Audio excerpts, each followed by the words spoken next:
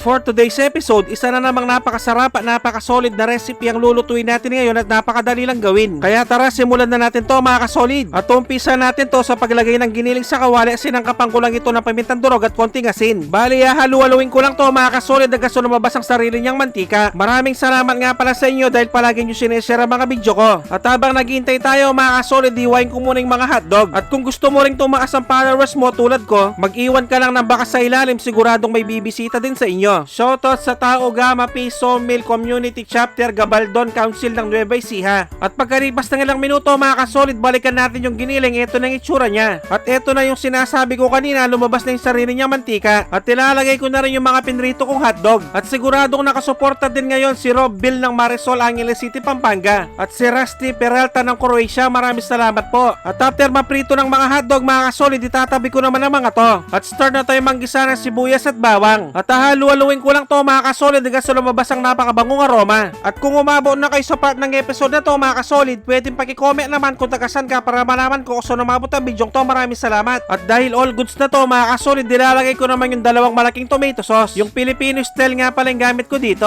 At siguradong nakasuporta din ngayon ang Gamma Kappa Rho Fraternity Lupi Chapter. Maraming salamat sa inyo mga bossing. At sasangkapan ko na nga rin pala ito ng isang pork cubes, pamintang durog, asukal at konting patis. At shoutout nga rin para sa mga viewers at followers nating mga OFW sa mandako ng mundo. At after ko naman itong mahalo mga kasolid, bali tatakpan ko lang to sa mahinang lakas ng apoy hanggang sa kumulo. Balikan natin mamaya.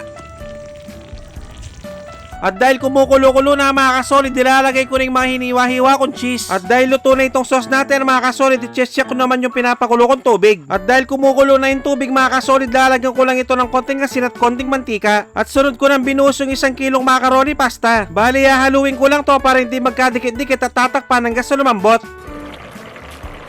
At fast forward tayo mga kasolid, pagkalipas ng kulang-kulang 1 oras, malambot na yung macaroni pasta natin. At habang mainit-init pa, ilalagay ko na dito sa niluto nating sauce kanina. At nagpapa-shoutout nga rin pala si Robert Damian ng San Juan City at si Domingo Rivera ng Pandi, Bulacan. Maraming salamat po sa panonood. At dahil luto ng aking napakasarap at napakasolid na macaroni spaghetti, magpi-plating na tayo. At pakirate naman 1 to 10 ng recipe natin ngayon. Maraming salamat. At ang masarap nga pala dito yung maraming cheese. At syempre dito na tayo sa pinaka-exciting part, ang tikiman time, yun no? Syempre kung malapit na yung okasyon sa inyo, alam nyo na yung iluluto nyo. At sa itsura pa lang, nakakatakam na talaga. Kain po tayo mga kasolid.